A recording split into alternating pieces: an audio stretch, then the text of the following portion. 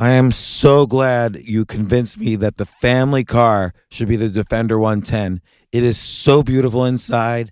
It's so comfortable and it just feels indestructible. Yes, it really is. I've been waiting a long time for the new model to come out. The Defender 110, I'm telling you, it's my favorite car of all times. It's my third one.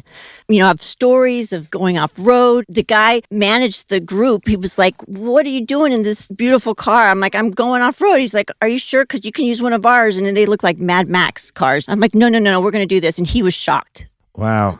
Well, it's great because the Defender has been reimagined for 21st century adventure, and its unparalleled off-road ability as well as its robust interior are invaluable whether you're headed towards uncharted territory or just a weekend of exploration. The Defender 110 tackles challenging surroundings with absolute confidence. The SUV conveys strength outside and in, featuring peerless technology like an intuitive driver display and an award-winning infotainment system. That's my favorite part, to keep you connected no matter where the journey takes you. Adventure is unique to everyone, and so is the Defender. Choose from the two-door Defender 90, the four-door Defender 110, or the larger Defender 130 with the ability to seat up to 8 passengers. You'll find uncompromising performance in all three. So pack up and go even further with the Defender 110.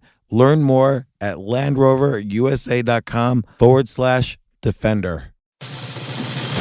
These days, we're all investors, trying to be smart with our money despite our worst impulses. But at iShares, we believe that deep down inside of every investor is a better investor. One that's just waiting to be let out. Explore iShares ETFs and insights and let your best investor out. Visit iShares.com for more information.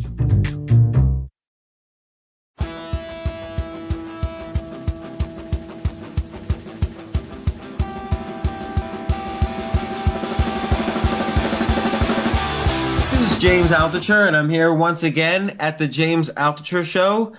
Today we're going to have a guest, Lewis Howes, but first I am joined by my excellent co-host, Aaron Brabham. Aaron, how's it going today? Man, it's fantastic, James. I am sitting in sunny Orlando. It's a high of 80 degrees today, not a cloud in the sky, but yet I'm in a little dungeon doing the podcast, but there's nothing I'd rather be doing than talking to you, my friend. Excellent. Well, except you kind of maybe a little bit wanted to make me feel jealous about the whole Orlando thing. Because it's snowing here right now while we're doing this. Yeah, but you don't even care. Like, you don't even leave the compound, right? I don't leave at all. Although I'm going down to Miami in about 2 weeks to speak at your show. That's right. I'll see you there, and it's called the Stansberry Society.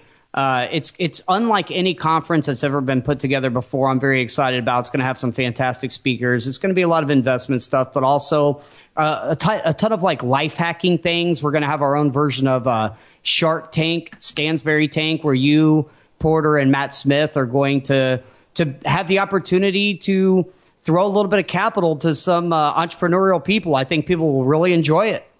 Yeah, I'm excited. It sounds like a lot of fun. All right, James, so what are you burning on today? Is there anything that you've read or anything that you're tracking or any blog posts that you've written lately that are really kind of taking over your mind, or maybe the book you just finished up? Well, it's interesting. So we interviewed Lewis Howes, who's coming up in a few seconds, and it really got me to thinking about the issue of mastery and passion. Everybody always says, "Oh, I've got to find my passion in life." And everybody thinks they're sort of entitled to this passion, that somehow it's just waiting for them out there. And if they just sort of stumble into it, life is going to be great after that.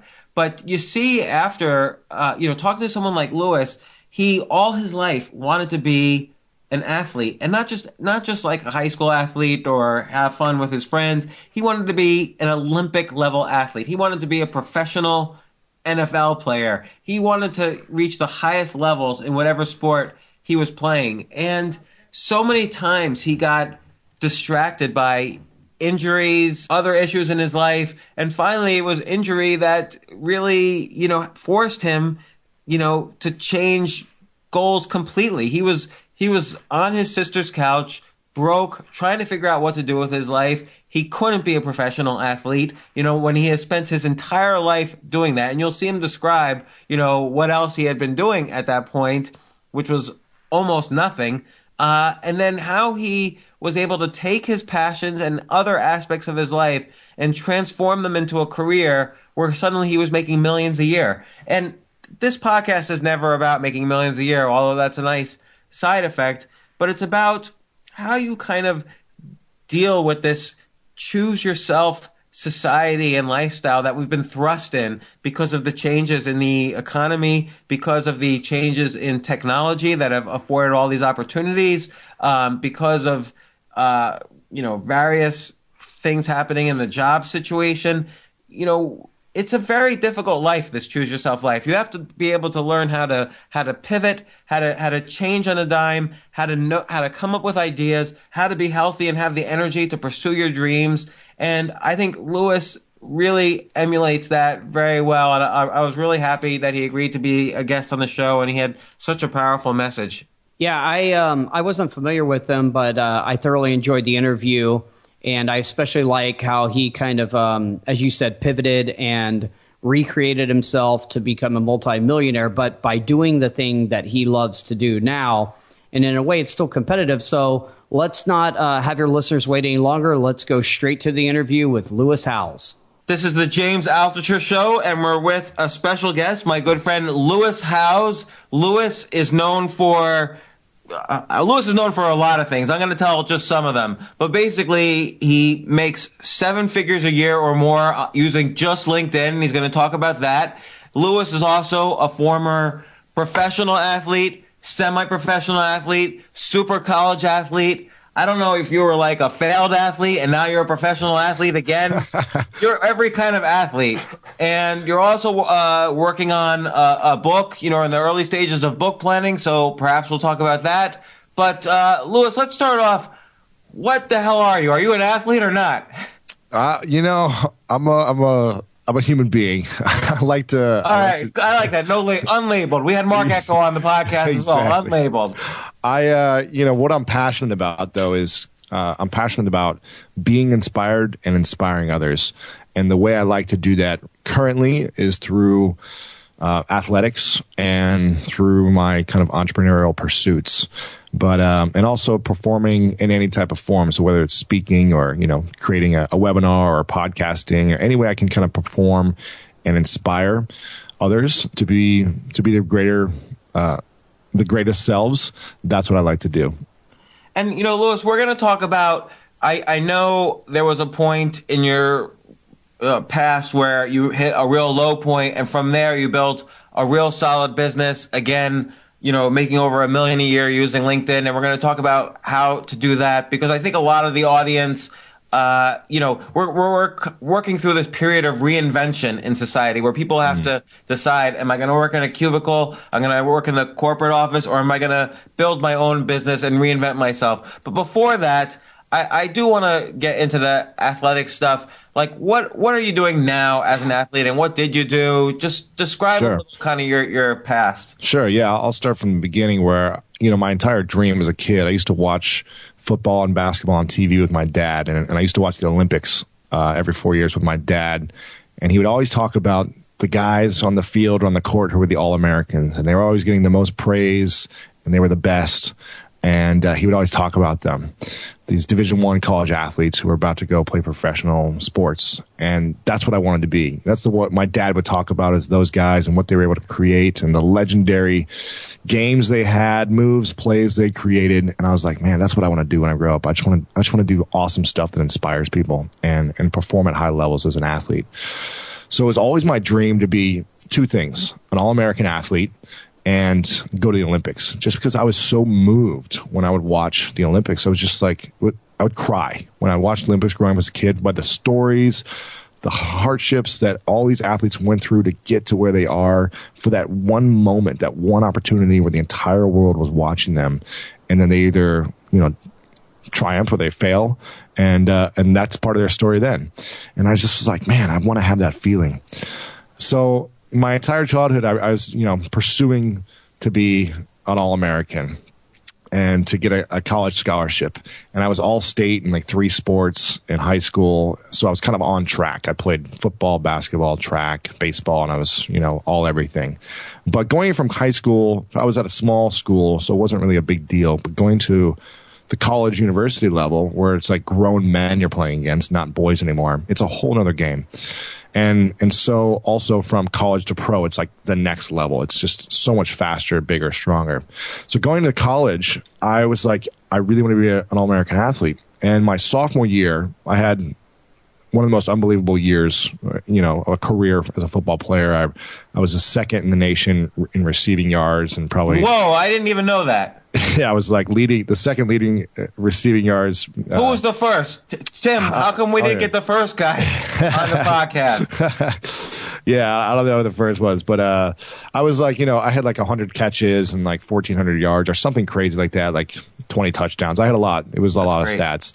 And I didn't make All-American, and I was frustrated because my team, we were only, and I broke a world record that year for the most receiving yards in a single football game. So I was like, how could you not make All-American? Like, well, exactly. What do they use to judge that other than a world record? Exactly. You were the best in the world. Exactly. Oh, he's not All-American, though. He's all-world, but not All-American. Well, what they usually base it off of is the players on the best teams. So my team that year, we'd won 5 games and lost 5 or 6. So we were kind of like an average team.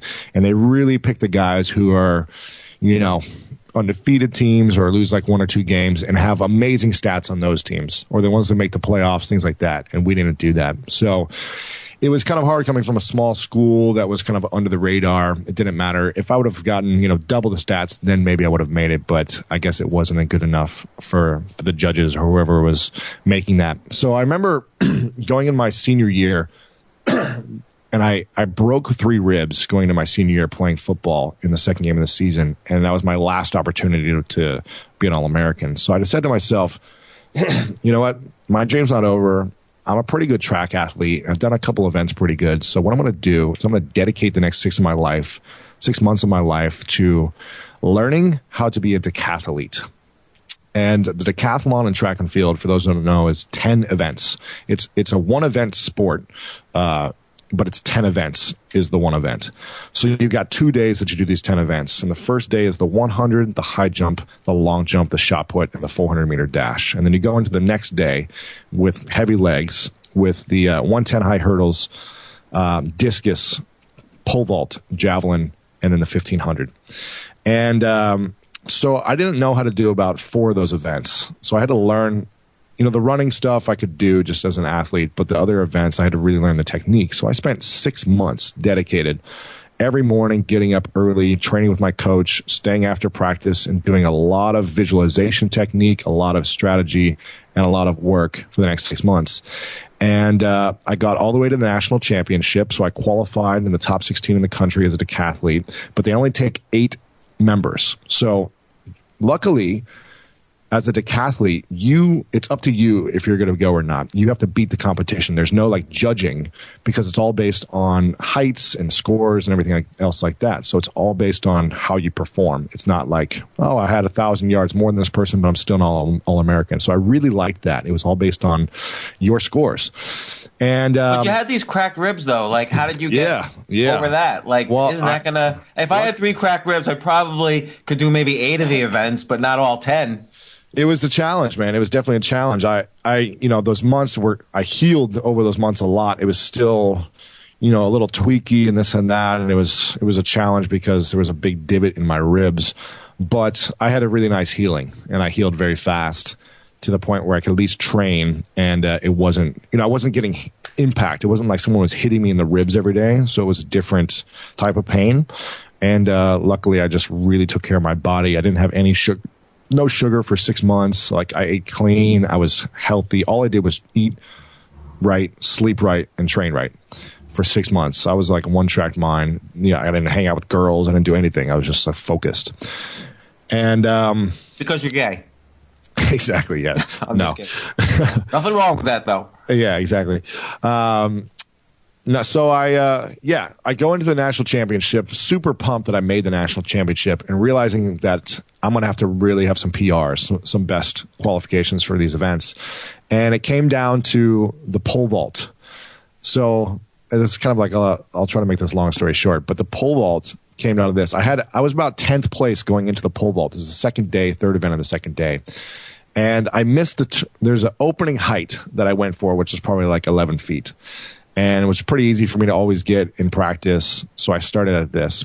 You get 3 attempts for each height for the pole vault. And I missed the first 2 attempts. So if I missed the next and final attempt, that would give me 0 points on that event. And there would be no chance of being an All-American. And so my whole life comes down to this one moment of giving me the opportunity to finish out to see if I'm going to be an All-American.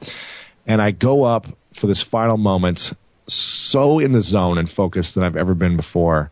And luckily, I clear it with ease, and I give myself an opportunity to continue on with it. I actually have a PR in that event. I had over 14 and a half feet that day on the pole vault. And then the next 2 events, I did about as good as I could do for each one. And I made 8th place by a couple of points. So I made All-American as an athlete, as a track athlete, within 6 months of trying the decathlon.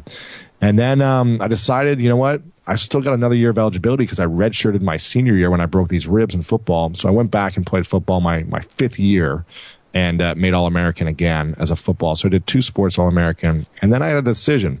Do I want to go to the Olympics route, or do I want to go play professional football? Because I could train for the next 4 years and try to make the USA Olympic team as a decathlete, but I really wasn't good enough as some of these guys at the next level. They were just unbelievable what they could do.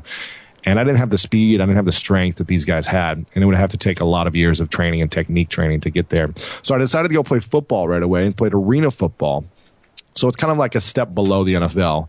Did you have a chance to get into the NFL?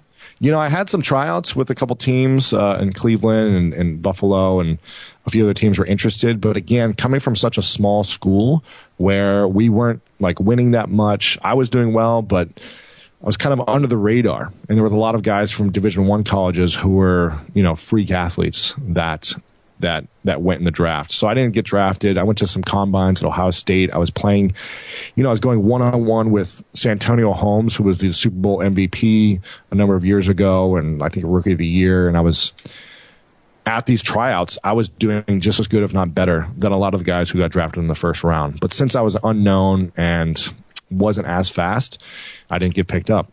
And so I played arena football. I still achieved my dream of getting paid to do what I love, and getting paid to just run around and hit people all day and catch a football. I felt like it was amazing. It was this dream come true. But I got injured. I broke my wrist in the second game of the season and finished out the whole season with a broken wrist. Had to have surgery and was in a cast for the next 6 months, sleeping on my sister's couch, recovering. And at this point, my entire life was about being a professional athlete and being able to get paid to play sports. And now the dream was over. It was like I'm 23 or 24, and I was like, what the hell am I going to do with the rest of my life? I didn't go to school. I could barely read.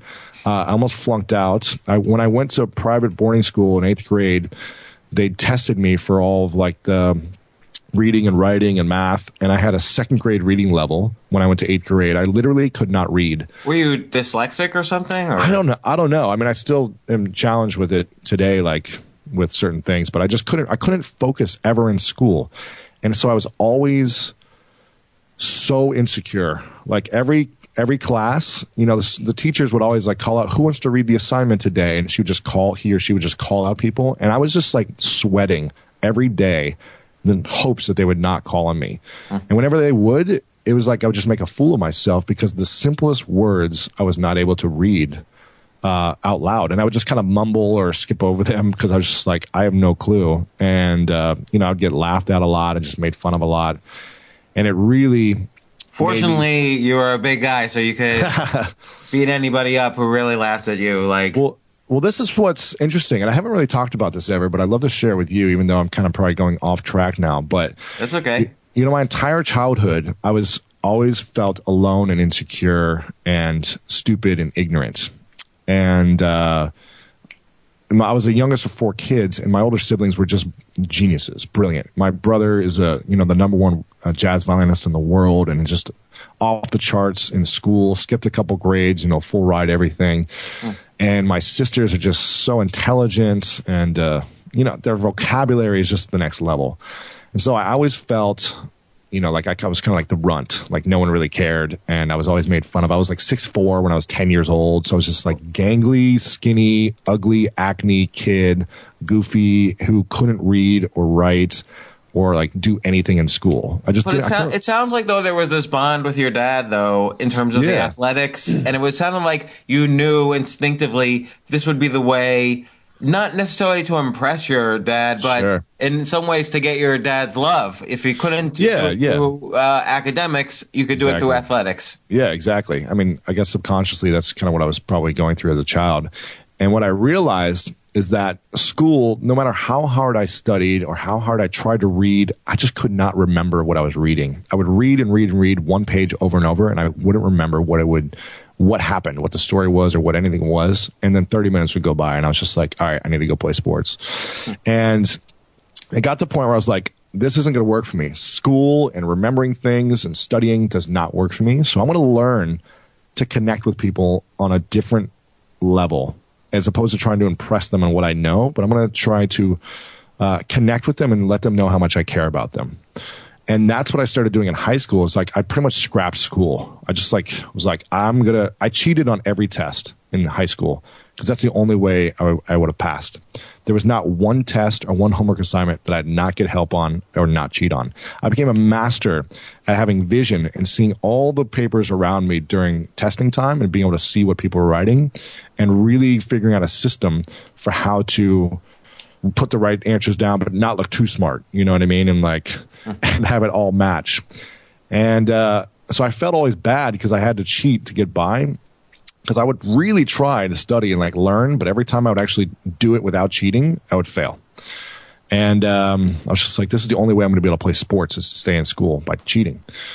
And it was interesting, but I learned how to connect with people on a different level and really learn how to communicate with body language, with passion, with love, and with caring about what people were doing in their lives. And I feel like for me, that's really what's allowed me to be, get to where I am now. Let me ask you about that, though. Do you feel you were, in some sense, artificially connecting with people at that time in order so that they would return the favor in some ways by letting you cheat off of their stuff? Or, No. Was this kind of part of your plan, or was it just sort of worked out that way? People didn't even know I was cheating on them.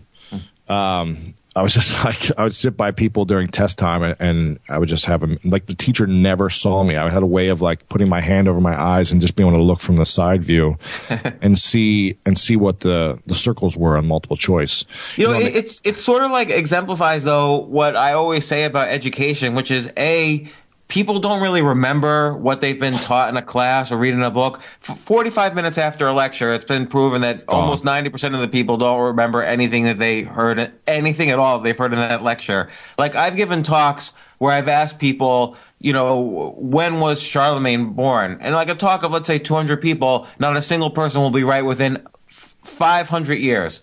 So, and this is taught every single year of school. I don't even remember. I wrote it in my book. I got it wrong myself, and I could have Googled it. So it just goes to show that, and you mentioned earlier, you wanted to get paid to do what you loved. And that's been a common theme of all the guests I've had on this podcast. Everybody kind of said no at some point and then found out what they loved and got paid for it and figured out how to get paid for it, because it's not easy to get. Nobody says, oh, do you love this? Okay, we're going to pay you for it. You have to work for it at that point. Yeah, exactly. Yeah. And when I got when I got injured and I was kind of like, oh shoot, what am I going to do with my life now? I'm 23 or 24 and I've got, however long left to live, but I have no backup plan. I don't remember anything from school. I have a sports management degree, but it's whatever. I don't want to go work for a team. I really want to have this feeling that I get paid to play all day and to do what I love. And so I was like, I can never go work for someone. So how am I going to learn how to make money when I've never made money before on my own? And that's when everything started to shift for me. I was depressed on my sister's couch. And right when I got my cast off, the 2008 Olympics happened. And I was sleeping on my sister's couch, watching the Olympics, depressed that I wasn't in them and I wasn't playing sports anymore. But then one night, there was a sport on at about 3 a.m. that I'd never seen before. The luge. Exactly. The one sport I could do. Yeah, exactly. This was the Summer Olympics, not the Winter Olympics.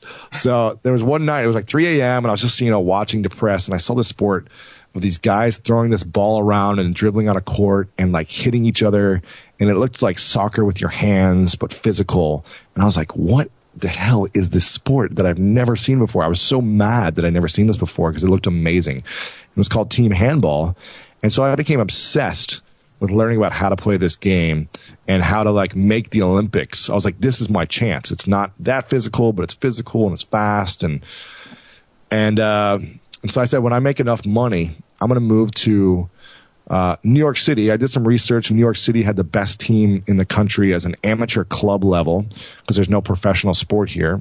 And so I said, when I make enough money, the reason I'm going to make money is so I can move to New York City and learn this sport from the best team in the country and then go make the Olympics and be on the USA national team. And skip a few years, I made, my millions in Columbus, which I'm sure we'll talk about here in a second. And then I was like, all right, I've made enough money. It's time to move to New York and go live the dream and make the USA team. So I moved there, showed up on practice one day and said, my name's Lewis. I've never played handball before, but I'm going to make the USA national team and go to the Olympics. They laughed their asses off on me. 9 months later, I was on the USA national team playing in Argentina. Wow. So you were in the Olympics in what year? We did not qualify for the Olympics, but I was on the USA team and playing in an international competition in Argentina about a year and a half ago. So but now let me ask you this. So handball, like you just broke your wrist. How are you going to – isn't handball kind of like tennis with your hand? It's a different sport. Handball is like – imagine water polo without water on a basketball court. Or soccer with your hands on a big basketball court. That's kind of what it looks like. So there's two different types of handball. There's a handball where you're familiar with, where you hit a ball against a wall, kind of like the Brooklyn-style handball. That's not the sport. This is a sport where you're dribbling, you're passing. It's a bigger ball. It's kind of like a small soccer ball that you dribble, and you throw it into a goal with a goalie. And whoever gets the most points in the game wins. And it's a huge sport in Europe, but basically unknown in the United States. And you're still actively involved in the sport, right? I'm still actively involved. I'm in the USA national team pool. So there's they have probably like 30 players that they'll choose from that take 16 to tournaments.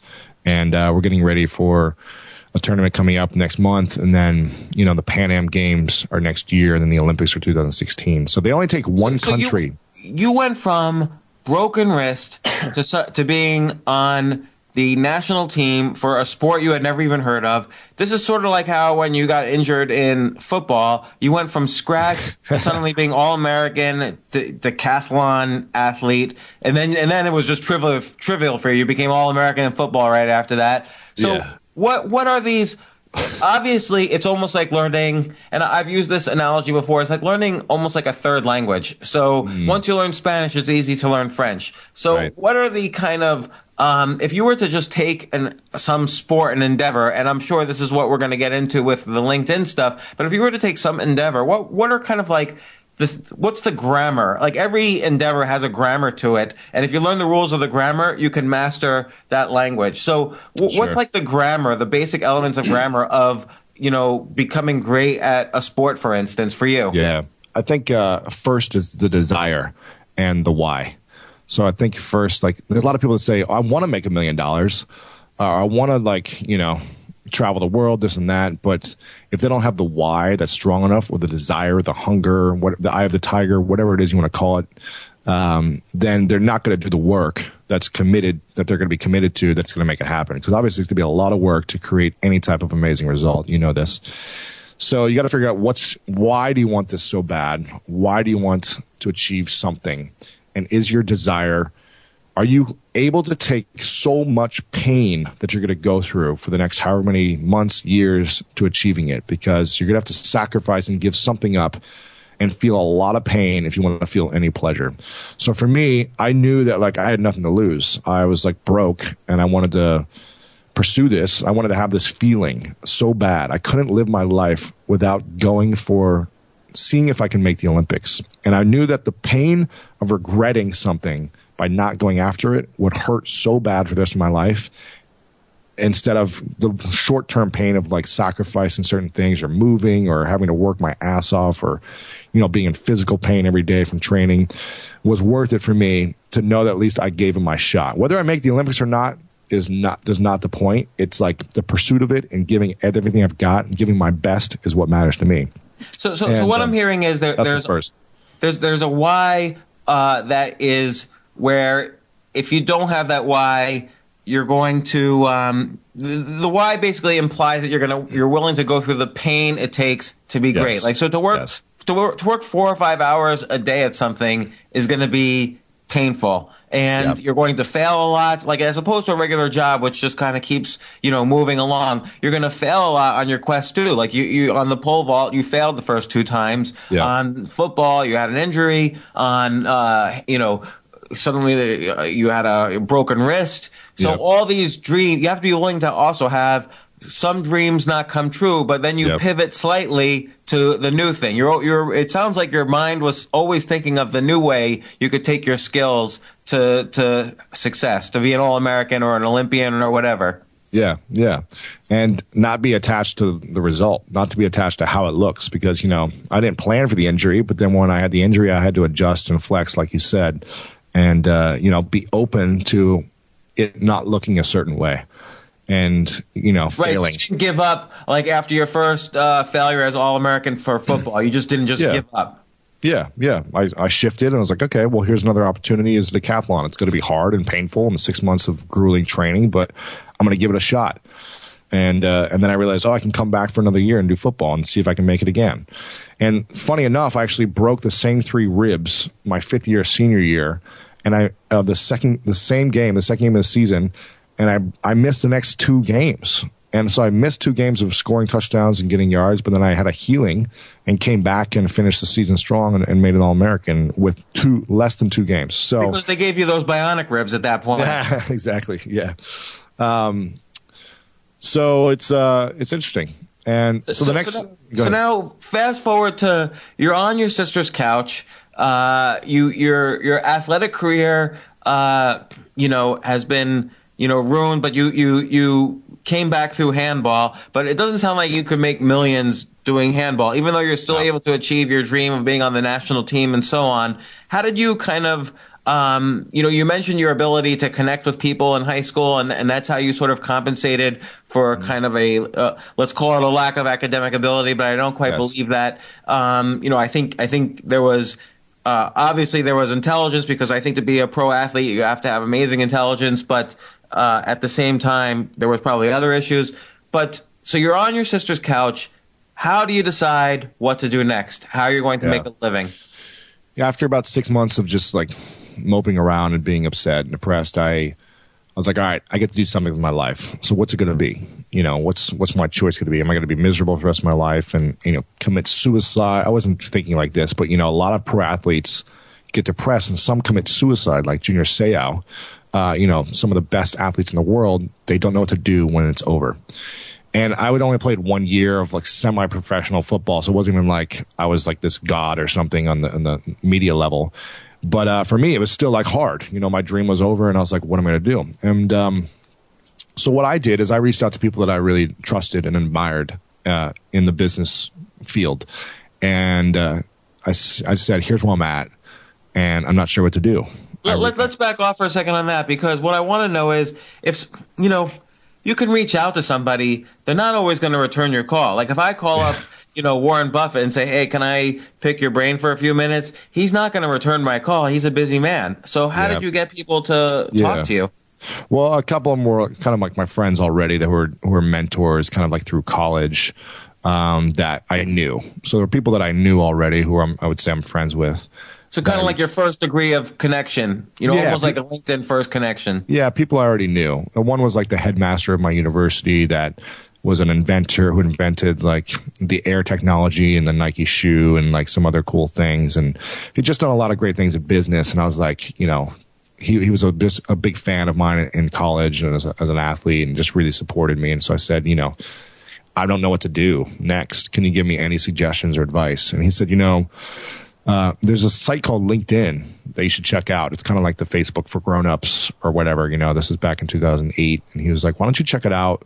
I've been hearing about some people getting a job from there and things like that. I hear you can get some opportunities. So I recommend just starting there and researching on there and finding where you might want to work, or just connecting with people who you find are interesting and ask them questions about how they got to where they are and how they became successful. And so I said, screw it. I've got all the time in the world. So I was on my laptop on my sister's couch with one hand, typing emails to people that in the sports industry originally, because I was like, I'm going to come back still and I want to be in sports somehow. So I was reaching out to like the founder of ESPN and other people at like big sports companies, and just emailing them and saying, hey, my name's Louis. I'm a former pro athlete, and I really admire the success you've had in your career and your life. And I would say some specific points based on like their LinkedIn profile, and trying to find some mutual ways of connections, mutual interests. And I would just say I would love to, jump on a phone and ask you a few questions about how you got to where you are. Or if they were like in Columbus, Ohio, I would say I'd love to meet you in person and just ask you about it. And I think I got a lot of responses back from like big names, from people who were like, big people in the industry. And I think it was because like I played the pro athlete card, like I used to play pro football and this and that. And I think that gave me kind of like an in, even though I wasn't like an NFL player, So what were can you say some of the names that called you back? I mean, the founder of ESPN, his name is Bill Rasmussen. He's like a big name. Sure. There was a guy named Ben Sterner who was like a big sports. He was one of the top sports sponsorships agencies in New York, and he's even bigger now. But he's a good friend of mine. He reached out right away, and other people like that in the sport. There was a lot of like agents I was reaching out to. Probably no names you'd recognize, but they were just like successful people in the sports industry. And I was just reaching out to them. A lot of them were just like, yeah, I'll give you a few minutes and talk about my success. Here's the thing. I didn't ask anyone for advice or ask them for a job or say, can you help me? I just said, I would love to learn about your success and how you got to where you are. And that simple question opened the door, because everyone wants to talk about their success. And so, and I never asked them for advice. I think that's really important, actually, that you kind of, in a sense, you gave, even though they were giving you, like, because they were giving you their story and their history and their advice. The fact that you did this without expectation of, like, let's say a job offer or a connection or whatever, that's the thing people are on guard for. They don't want to have to give something, but you were just simply asking for their story. That's it. I never asked for a job, or because I didn't want a job in the first place. I just wanted to know how they became successful, how they got there. And I think that's what happens. A lot of people are reaching out to these influencers and saying, I want a job at your company, or can you give me advice, or can I be an intern? And I was just like, I want to know why you're so great. And what was the answer from most people? I mean, it's common themes for everyone. Like, they worked really hard. It was like everyone hustled and did the unconventional route. Like, no one just like graduated school and got an internship and then rose up in the ranks. I think maybe a couple people, but the people that I talked to, almost everyone was like, in college I realized I wanted to do this thing, and so I like bugged this guy and said, hey, I'll work for you for free. And then they all kind of got like their in somehow by like hustling and doing something different. One guy was like, I sent packages to people, like crazy gifts to people to get meetings. And they just all had like a unique way of connecting with someone or getting their foot in the door in a different way. And that's kind of what's allowed them to rise in the rankings, I guess, in their industry by doing that. And then, so where does LinkedIn play in with this? Yeah, so, I was on LinkedIn for like a year, for about 6 hours a day, just reaching out to people and interviewing people and then just building my network. I just wanted to have a network of people that I could reach out to and connect with whenever I needed to, when I wanted something, I guess. But what I realized is that I didn't have anything to offer. I wasn't working anywhere. I didn't have any services or products. But what I started to see is that people, when I would reach out and interview people and I kind of ask them questions about their success, I would always ask, so what's the biggest challenge you have right now, or what's the big thing you're looking to achieve? And a lot of them would be like, well, one of the things in our company is we're really looking for like a new web team, or we're really looking to hire like an HR person or a top salesperson or whatever it is. And so I'd always listen really carefully to what it is they really wanted, what they were saying and what they weren't saying. And then I would say, you know what? I just interviewed or talked to like the top sports, PR person last week. I know you got your book coming out. I want to connect you guys because I think you could see a good fit here. Or I've got the top web guy that I think you should connect with. I just knew everyone. And so all I started doing was connecting people, and I'd make email introductions, and then their business would grow. And they would always come back and thank me. They'd be like, thank you so much. How can I help you? And I'd be like, well, nothing yet. I'd just love to be able to reach out if I ever had any questions or something like that. And what I started doing there was So I just want to summarize that. It was almost like you did what I call permission networking. So you reached out to one and said, can I introduce you to this other guy? And you reached out to him. Then you introduced the two together. Value was created with still no expectation back, but Never you know asked the for value is created. And that's the type of value that I do think it's almost like it's like you put that value in the bank and it compounds exponentially for when you actually need it. And I think that's a very important skill that most people don't know about. Yeah. It became a goal of mine to really be like the champion person in everyone's network. I wanted to be the guy that you could reach out to and say, here's what I'm looking for. Do you know who I can connect with to achieve this? And that's what it was like my goal, to know everyone and see who would be a good fit where, like who would match with personality type, experience level, and just put the pieces together for everyone else and like help everyone achieve their goals. And so what I started doing, as opposed to doing all these like one-on-one emails, I was like, you know what? I'm just going to bring everyone together in person. And so I started doing these LinkedIn networking events around the country. I did 20 of them in 2009, mostly around the Midwest. And so what would these events be like? You would invite like all your friends on LinkedIn to a bar, or yeah, a bar or a restaurant or some type of venue. I would connect with the venue and say, hey, I want to have like a happy hour type of thing for 4 or 5 hours on a your least busy night. So I'd find out the least busy night was like a Tuesday or Wednesday, and I was like, I'm going to get 300 to 500 people here, and they're going to buy a lot of food and buy a lot of drinks. Is that cool? So they would all give it to me for free, and I started creating these LinkedIn groups. So I had a lot of like connections, but I wanted to create these groups in various cities so that I had one specific place to market to. So each group I would promote, hey, we're having an event this week at this time. And the first event I did was in St. Louis. I had 350 people show up, and I was just like, I had no clue what I was doing. I'd never thrown an event. I was 24. I didn't have any business skills, or I don't even think I graduated college yet at the time. I was still finishing online. And, 350 business executives in suits showed up, and I made $1,000 because I sold like 4 sponsor tables, and I was just blown away by the results people were creating and who they were connecting with, and the emails I got afterwards from thanking me from like the introductions and how much money they were making from these events.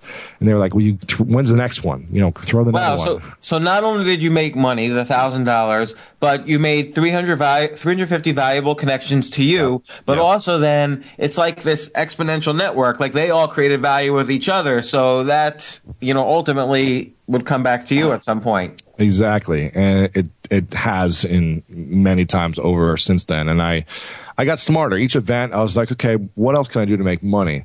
As opposed to selling a few sponsorship tables, I started charging $5 and then $10 and then $20. And more people started showing up as I would charge higher. And so I was making cash off of sponsorship tables. Then I was making like, a couple $1,000s at the door from just people entering with cash. And then I was like, you know what? These venues are making a lot of money. I bet if I talk to them, maybe they give me a commission. So I said, hey, listen, if I get you like $5,000 in sales in this 4-hour window, will you give me 10% commission on food and bar sales? And then I was like, if I give you $10,000, will you give me 20%? And they're all like, yeah, sure. So I started making money off that. And then I was like, you know what? Everyone's asking me about how I'm doing this stuff on LinkedIn by connecting people and, optimizing profiles. And so why don't I write a book and then sell this at the event? So I started selling books at the events, and, it's just kind of like trying to do everything I could. I did some consulting from people who wanted like personal one-on-one LinkedIn training, and I made the most of it until I was just kind of like burnt out from like doing these events, and it was just a hustle that I didn't want to do, and I couldn't really scale. So I stopped. And was this all you? Just you doing it? All me. I was doing everything: the marketing, the event planning, the setup, the breakdown. I was doing it all myself because I didn't have enough money to like hire anyone.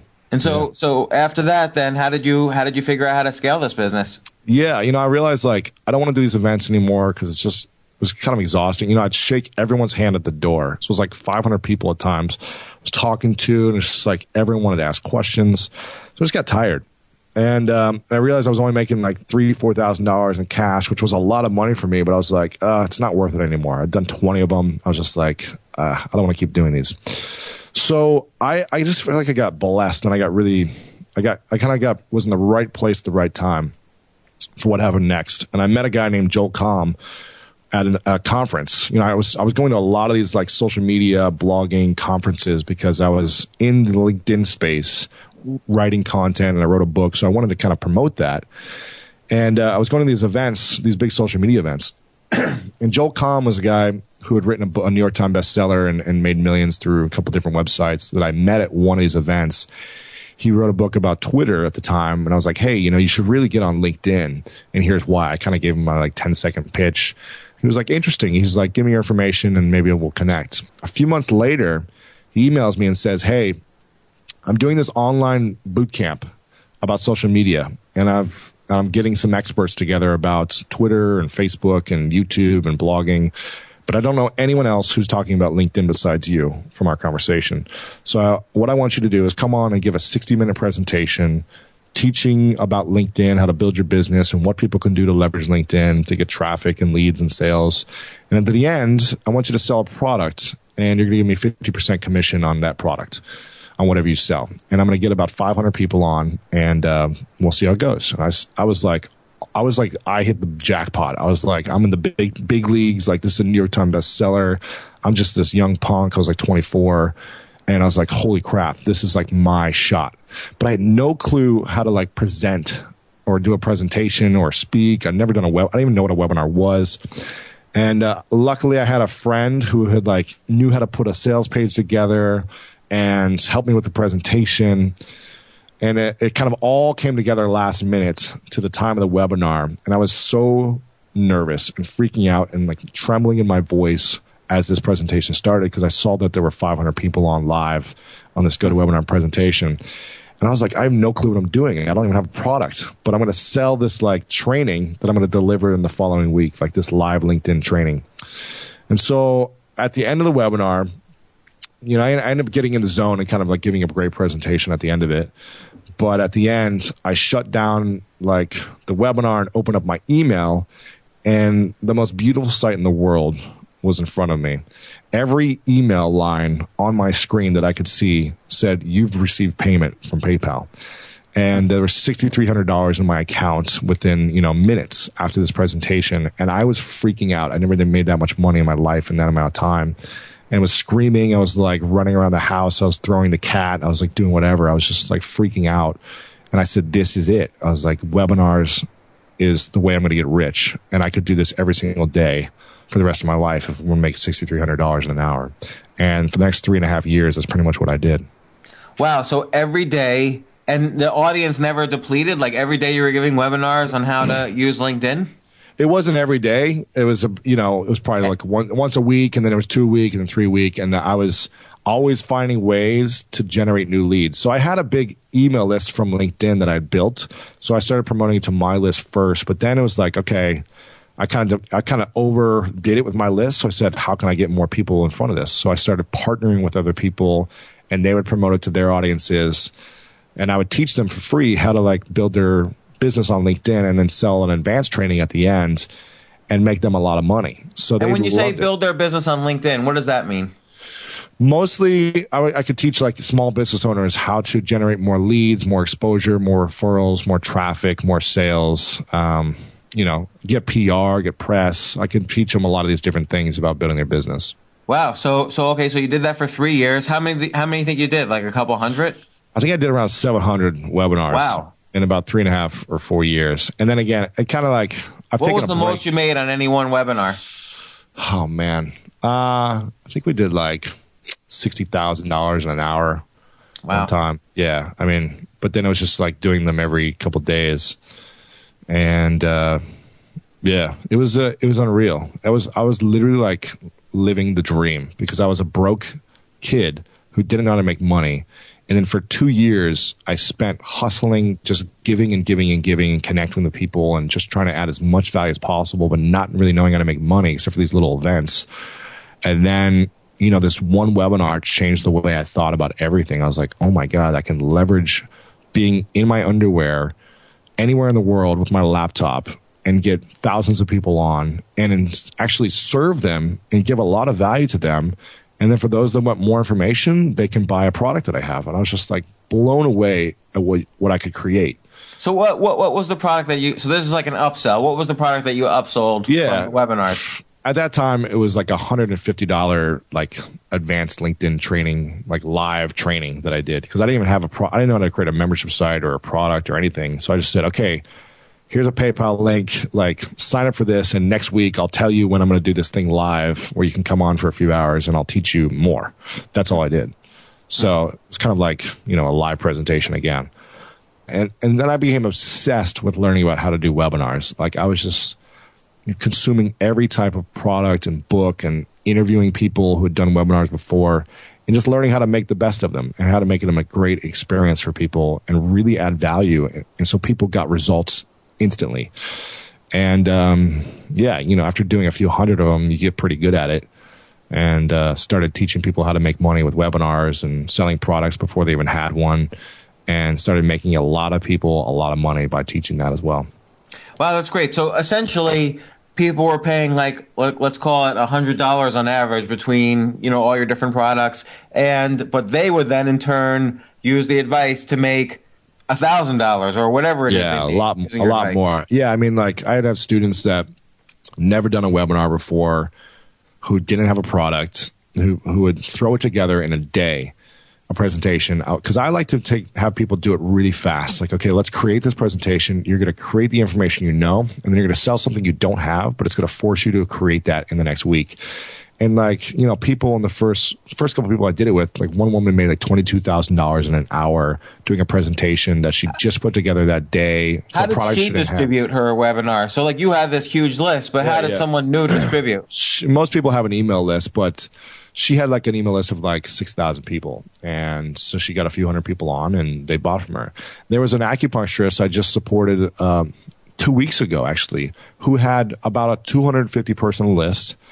And she's making six figures as an acupuncturist. And she wants to bring in extra streams of income. I said, you've got to teach people, acupuncturists, how to make six figures, because a lot of them are struggling. They have no clue how to run a business. They just learned how to heal people. They have no clue what to do next, how to run the office, how to do the insurance billing, how to do everything else that's involved. And so I told her exactly what to do. And she had a small list, about 250, and she ran Facebook ads for about a week. I think she spent $200 on them to just targeting acupuncturists for a live webinar. And she had 75 people on, and she made over $7,000 for selling a $199 product that she didn't have yet, that she delivered to them the following week. So from beginning to end, like how long did it take her? I mean, probably like a week, of like, wow. I said, schedule the time next week for a webinar that you're going to run. And so she scheduled a time and like sent it out to her list. So she had committed to that time. I said, okay, now you get to create the presentation in this week and you get to run Facebook ads to generate some more leads. And you're not going to get a ton of people on, but if you can get, a couple hundred, that'd be amazing. And so she posted like a couple $100 of Facebook ads and just targeted acupuncturists to a simple landing page with an opt-in for a webinar.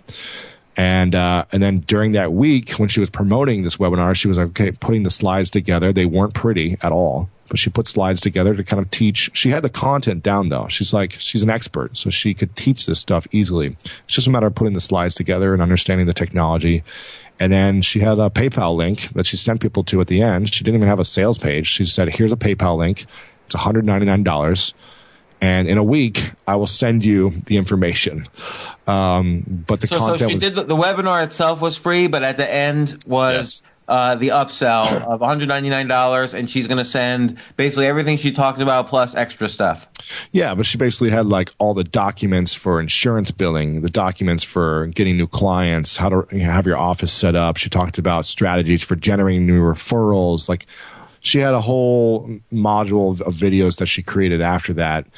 And all she had to do was really have an outline of what she was going to give them. So in the pitch at the end of the webinar, the free webinar, she was like, okay, here's what you're going to get next week. So she had an outline of what she was going to create. But if no one buys it, then maybe they didn't want it. So there's no point in creating something until people actually want it. So I always teach, sell something first. And that way, if no one buys it, you don't have to spend 6 months of creating a product that no one's going to buy anyways. That's really interesting. So essentially, I mean, I definitely feel this is the direction the economy is going. Like the entire middle layer of middle management, middle class, middle manufacturing, all of this is going away in the United States. It's all being globalized, technologized, whatever you want to call it. And people have to learn how to do exactly what you're teaching, which is how to be this sort of solopreneur, in order to how to build a list, how to sell to that list, how to do what you're passionate about. And then you just gave very good advice, which is then you create the product when you know there's demand. So many people, I mean, I get pitched every day businesses like, don't you think this is a great idea? And I don't know. Do you have any customers yet? Like exactly. Most businesses pivot 3 or 4 times before they really settle on their final products. And so it's really interesting to take the approach to get the customers and the sales before the product. So how much do you make when you, teach someone how to do a webinar like this? I've got an online academy called School of Greatness Academy where there's members paying me every quarter a fee to be a part of this community where I'm teaching them something new each month, giving them resources and building a community and accountability for them to achieve their goals. So for that specific thing, it's $399 a quarter paid residually. And where can people find that? What's the URL for that? Yeah, that's just schoolofgreatness.com or lewishouse.com. If you scroll down on the homepage, you'll see more about the School of Greatness Academy. And it's just for entrepreneurs that really want to increase their business and their lifestyle. I like how you say it's just for entrepreneurs. You're trying to make it it's not for everybody. It's like I'm kind of a marketing technique there. Well, I've got an application process. I've turned down a lot of people that want to pay me, actually. We've had well over 500 people apply.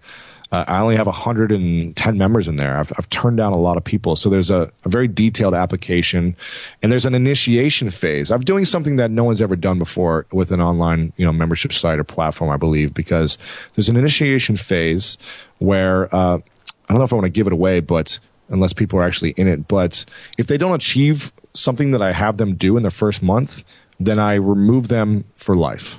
And so I don't care about their money. I care about them achieving greatness in their life. And if they're not willing to commit to what they're set out to do, then they're not going to be of service to the other people in the community who are committed to creating amazing results in their life. And I don't want those cancers in the group. So there's a lot of people that have tried to pay me and that constantly want to hire me for consulting one-on-one, and it's just not worth it for me unless people are really committed to taking the action to achieving amazing results. I agree with that. So what's an example thing that you've had people do that they failed to do? Well, each month is different for people when they join. But for the first month, for a lot of my initial members, I said, you need to come up with a goal, a huge goal that you wanted to achieve all last year. And you get to achieve that in the next 30 days. And I said, make a goal that you know you can achieve. It'll be a huge stretch, but you know you can achieve it. And don't create a goal that you want to achieve, but you know is impossible or you just can't create in 30 days. So a lot of people set these big goals. Like one guy was like, okay, I want to make $20,000 and doing this side gig thing. And I just never put the time and energy into doing it. Another person was like, I want to get a TEDx talk. But I've been putting it off to do the work. People had all these different goals. And a lot of people achieve their goals. And what it does is it sets them up for momentum. Sets them up for really seeing, oh my God, I just made 20 grand from being in this thing for 1 month because someone held me accountable of the fear of not being in this anymore if I do not achieve it. And the fear of losing out on this amazing community of successful entrepreneurs who are so supportive and achieving great results as well. So it's basically like a mastermind, a support group, an accountability group. But I'm just I don't put up with anyone's BS. If you're not going to serve the community and be of service to yourself first, then don't just be in here to comment and make, post fun stuff or whatever and be whatever. I'm here for people to get results, not for people to just only love each other.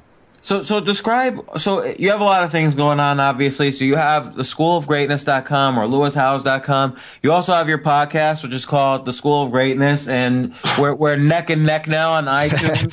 So Yeah. having you on here, maybe will catapult me to the front. Exactly. And what else are you working on? Like what's Lewis Howe's life like right now? What's the snapshot?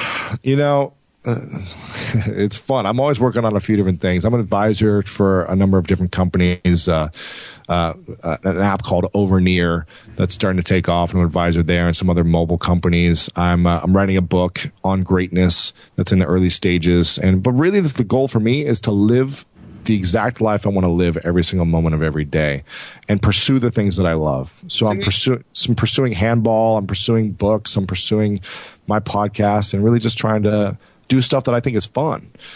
And so it's still the what you started out with when you started playing football. You wanted to get paid money for doing what you love, and you're still doing that. Like you're doing the exact same thing. So that's really great. And you've just kind of broadened what that is. You've found these things from. I often find that people have to look back to like high school or even younger. What were these little tiny things inside of you that you enjoyed doing? Whether it was playing poker or looking at the stock market pages, or for you it was athletics and connecting people. And these are the things that you actually could have enough passion for to put in the work to figure out how to make money. You had all these new twists on how to make money using LinkedIn. Yeah, and I think it's like fun now to find ways to like serve people and serve the world, and also make money around being of service and adding value. And I really believe that like we should all be able to make as much money as we want to by doing the things we love. And I think, just going off of you and your book, once I choose myself and what I'm following my bliss, it's like when I show up in a way that's passionate and loving and full of energy and joy, then I should get paid and rewarded for that, because so many people aren't showing up that way. And I think there's a way for anyone to learn how to make money and have like an amazing, all their needs met by being their best self. I agree. A lot of people are not showing up that way, but more and more are going to have to in this economy. Yes. There's no choice, and I think the earlier you start, the better. Yes, I agree, and I think your book and your message is amazing and inspiring, and has served so many people, and that's why you continue to make money around this message, and everything you do, everything you touch turns to gold, because you're teaching people what they really need to hear. Well, thanks, Lewis. And again, lewishouse.com and the School of Greatness podcast. Everyone should listen to it. It's a great podcast. Particularly the 2 episodes that I was on. So, exactly. Who are some of your other guests? I've had Tim Ferriss, Robert Greene. I try to get really different guests. I've had Olympic gold medalist, the world's greatest athlete named Brian Clay, Olympic gold medalist gymnast Shawn Johnson. I've had the world's fittest man alive. His name's Graham Holmberg. He won the CrossFit Games. I've had a lot of interesting professors, #1 New York Times bestselling authors, sleep experts, entrepreneur experts, visualization coaches. Like I just really try to find people who are amazing at what they do in all walks of life, and share their story and their message. Well, that's really great. So Lewis, thanks for coming on my podcast. I know you're busy with your own podcast, but you made the leap over here. Yes. So I really appreciate it. And these were valuable lessons for me. I'm going to start putting some of these principles into practice myself. So again, we can find you at lewishouse.com, and I really appreciate you coming on the show. Thanks so much for all you do, James. I appreciate you. Thank you. So, James, what were your thoughts on the interview as far as what's maybe the one thing that you didn't get to ask him that you really wanted to, or the one takeaway that really stood out above what we kind of talked about pre-interview? What was interesting to me was just totally superficially, I've never really thought that much of LinkedIn. I've never thought about it one way or the other. Like, I have a LinkedIn account. I've never really pursued it. I've been mostly a Facebook, Twitter type of user. But I was really amazed how Lewis used LinkedIn to build an astonishing career out of scratch, a career that has never existed before. He created and dominated. And so that's going to happen every single day. all the time, new tools are being developed, new social networks are being made.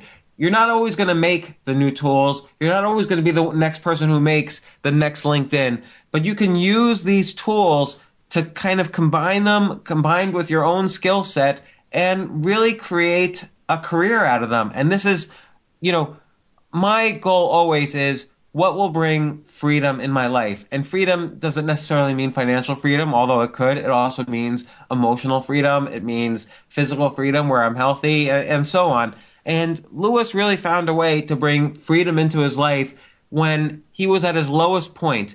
And, it's always very important to know that your lowest point can also be a solid base by which you could move forward from. And I think Lewis did that very successfully. I learned from his example.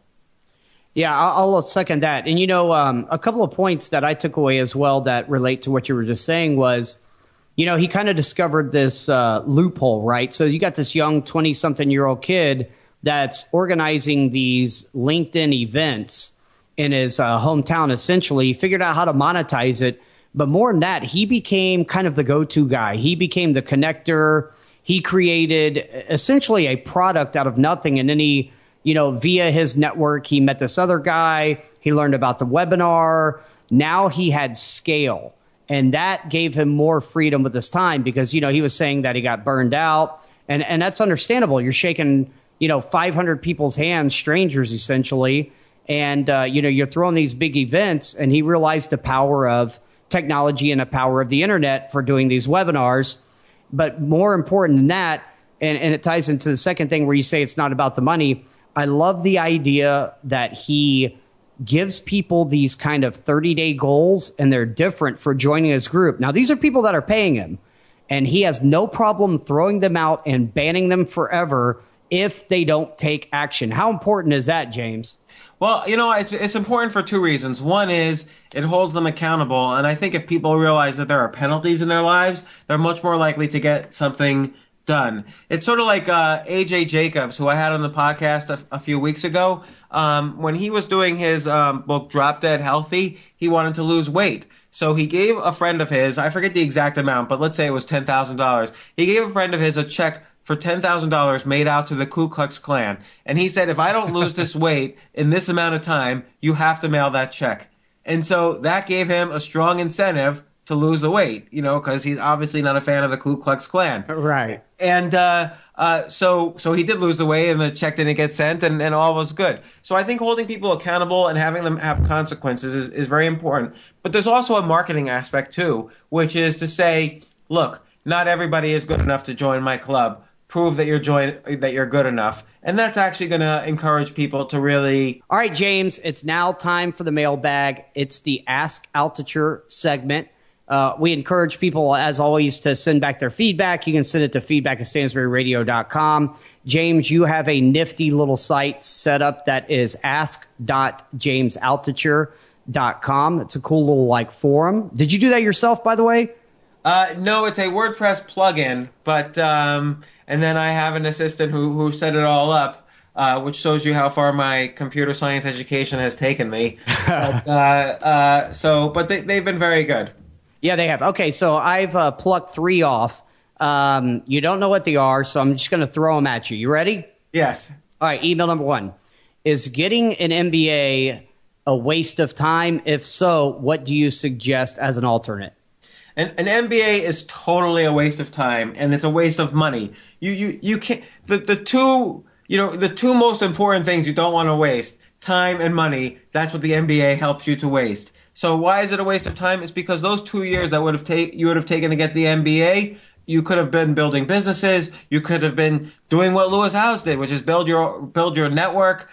You could have been learning new technologies that the business school is not up to. I mean, the same people are teaching in the business school now that taught 10, 20, 30 years ago even in some cases. So these are people who are not up to date as to what was built yesterday. So they won't know the latest business skills and techniques that are out there. So completely a waste of time, not the best way to build a network, because you should be out there working for startups or starting businesses yourself, building your network. So again, waste of time and money.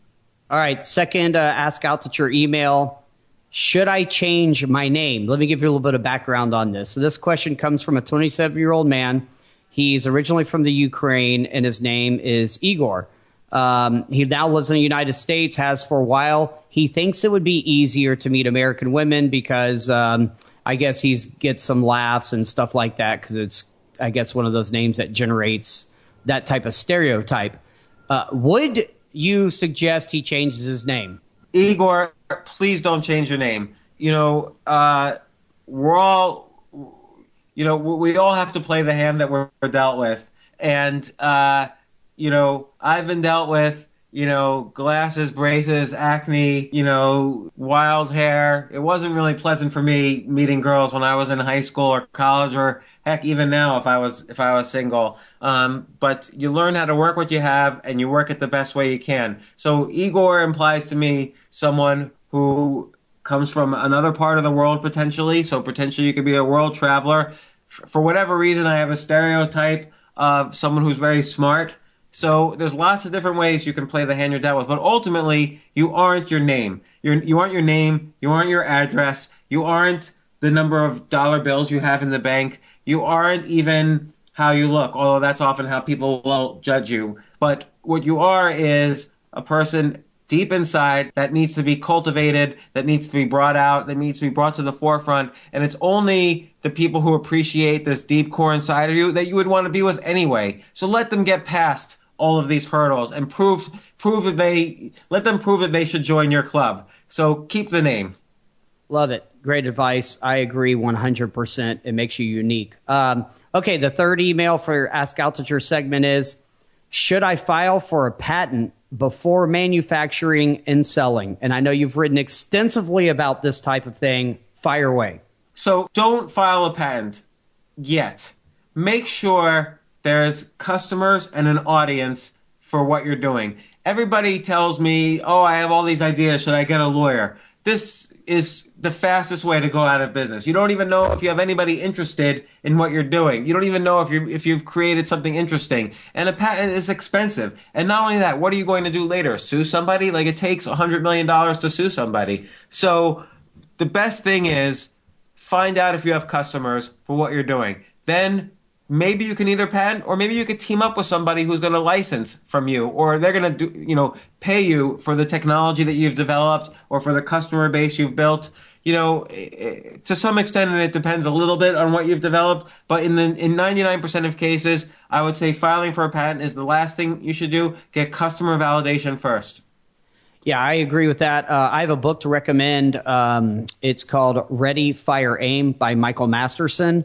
And it's a fantastic book on why you should learn to sell the product that you're trying to sell, even if you don't have a product yet. Just like Lewis Howes said with his webinar, it forced people that he kind of takes underneath his wing that pay him to throw out a webinar of a product that's not even created yet, because why would you waste your time doing all that if nobody even wants to buy it? So that's excellent advice, James. Now, James, you're releasing another podcast on Friday of this week. Why don't you tease your listeners about it a little bit? Oh, my gosh. I'm so excited about this upcoming podcast for Friday. Dr. Wayne Dyer, he's written 41 books on the topic of self-reliance. Everybody needs to hear what this guy has to say on my podcast. It's basically about, how you find, what you're passionate about, how you find that burning ambition you have, how you take care of yourself spiritually, physically, mentally, emotionally. I felt while I was listening to him, obviously he's the original Choose Yourself author. I mean, his first book was in the 70s. He sold 100 million copies of his books. One of the best-selling authors of all time. So I really can't recommend listening to him enough. I'm gonna listen to my own podcast. So I'm very excited about it.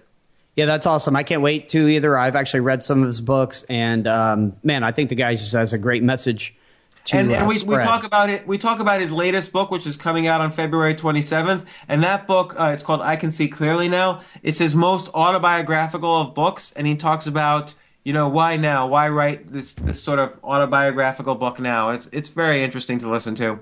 That's awesome. All right, so you've got the Stansberry Society that you'll be at, and if any of your listeners want to check it out, they can go to stansberrytickets.com. That's STANSBERRY tickets.com. It'll kind of lay out exactly what's going on. You can meet James in person. James, I'm looking forward to the Wayne Dyer interview. Any parting thoughts for your audience? Well, I would just, I'd be happy if people wrote me, at james@stansberryradio.com and tell me what you're getting out of these podcasts, what parts you like, what parts you don't like. And, this podcast is really to help people. And I want to see, how I can best help the listeners here. All right, James, that's the show this week. We certainly appreciate it and appreciate everything that everybody does for us. We value all of our listeners. James, have a wonderful week. We'll talk to you soon. Thanks, Aaron. Talk to you soon. Bye-bye. Stansberry Radio is a purely public broadcast and is not intended to be personalized financial advice for any individual's specific situation. Each individual's financial situation is unique, and Stansberry Radio should not be relied upon and or considered as personalized advice. Stansberry Radio is not licensed to render personalized advice and should be considered simply the public opinions of Stansberry Radio and its guests. Recommendations on specific financial securities are not intended to address any listener's particular financial situation. Taking a tour of where your finances can go? Good plan. See how Northwestern Mutual's approach to financial planning is designed for your goals with our interactive tour. Try it today at northwesternmutual.com/tour. The Northwestern Mutual Life Insurance Company, Milwaukee, Wisconsin.